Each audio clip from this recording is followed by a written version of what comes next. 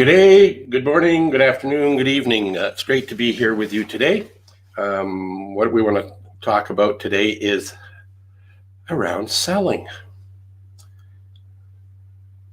And the reason selling is such an interesting topic to me is that everybody's in sales. And what do I mean by that?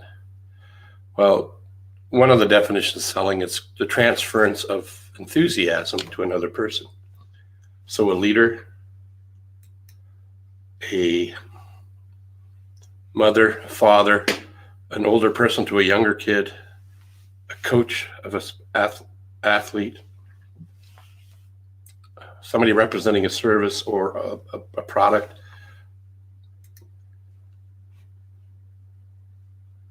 We're all in sales. And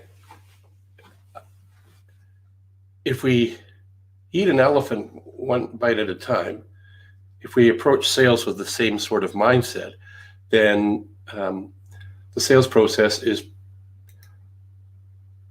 not an arduous process. Good morning to my good friend Randy. Great to see you.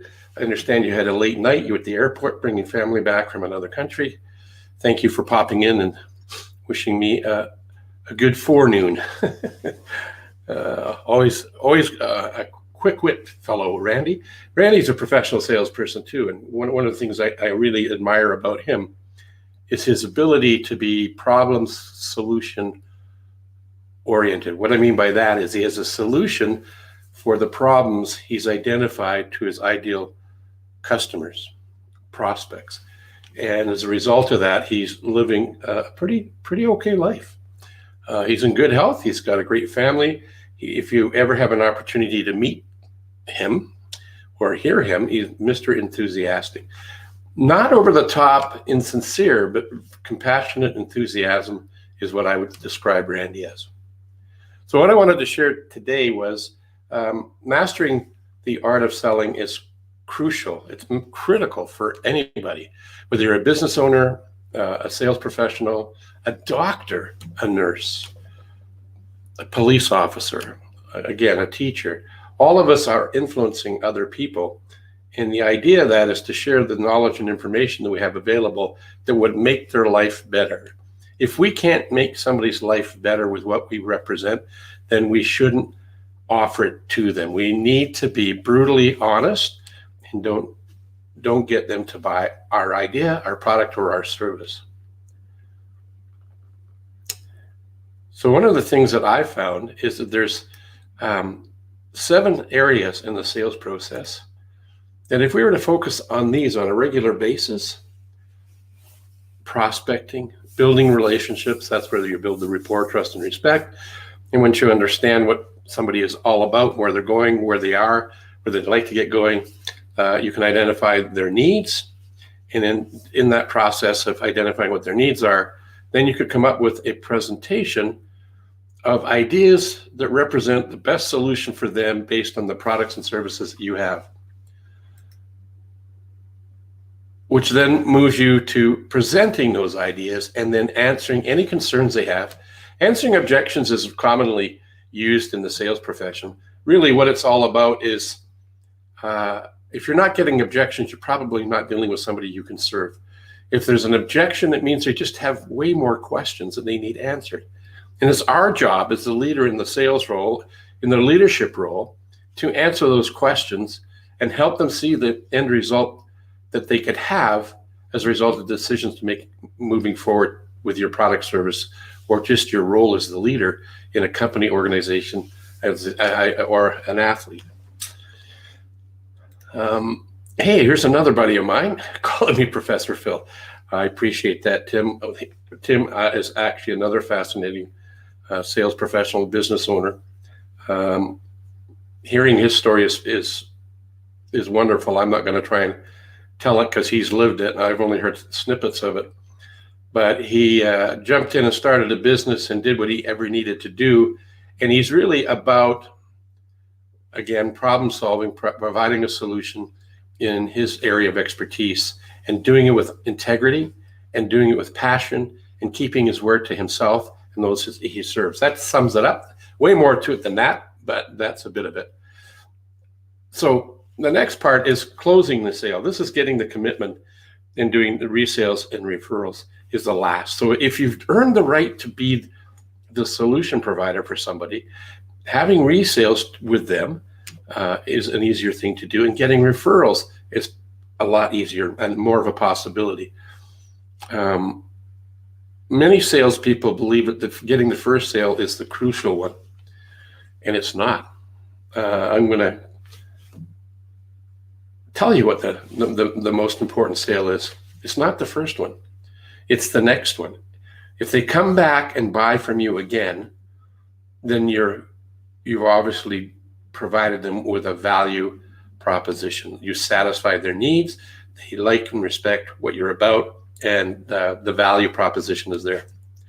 So if you take all 7 of these areas here, and if you were to increase each one of them 10%, so that'd be 1.10 each, as you compound these activities, I won't go through each one of them. You can see on the screen what happens. But if you go down to the bottom here, the 1.94 is almost double, not quite. And all it took was a 10% increase. Small incremental improvements on a consistent basis will net you better effects, better results, happier clients. You'll be happier. You'll be reaching your goals. You'll be helping them reach theirs. And that's really what it's really all about, is serving and helping others with humility. That's another thing. I don't know if you've ever been in a situation where well, actually, let me repeat something I heard last week when we were picking on the car salespeople. No disrespect to them. Many of them are very good at what they do. There's the odd one, though, that when you walk onto the lot or into the dealership and they open up with a really compassionate, interruptive statement. Okay, I'm being facetious here. When they say, "What do I need to do to get you into that car?" Well, are you really building rapport, trust, and respect by asking that sort of thing? Why not welcome them to the dealership? Why not make it feel like they're coming into your home and all you want to do is serve them? So maybe they're walking onto the dealership to get a part for a car. You could direct them to where that is. Or maybe they've already talked to one of the salespeople in the organization. You could connect them and get the two of them together. And if this is their first time here, welcome to the dealership. If this is your first time here, the new showroom is here. Obviously, you're here. If you're looking for used cars, they're over on the left there. If you're looking for parts, they're down here. And if you're looking for service, just go a little bit further past the parts and over there. And if you have any questions, just remember, my name's Phil, and I'd be happy to help you out. Oh, how easy is that? You can do that in any retail situation, but I think you could do that almost anywhere. So I'm going to leave you with that thought.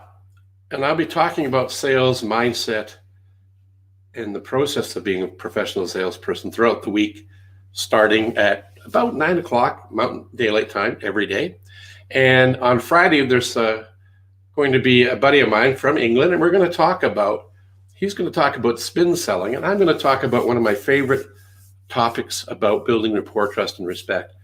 So if you want to know more about that, make sure you're here for Friday at 10 Mountain Time. And we'd be happy to share information. If you have any questions for myself, shoot me a note. And for being here, I have a gift for anybody who would like it.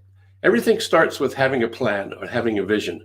So I've got a workbook, a digital workbook, that if you're interested in getting your hands on that, which will help you create the vision for yourself personally and business-wise, shoot me an email. I'll put the emails up above me right here. It's phil@coachphil.ca. That's phil@coachphil.ca. Shoot me an email if you would like to have a copy of the vision book. All you need to do is put in the subject vision, and I'll reply back to your email address with a copy of that book. Until then, much success.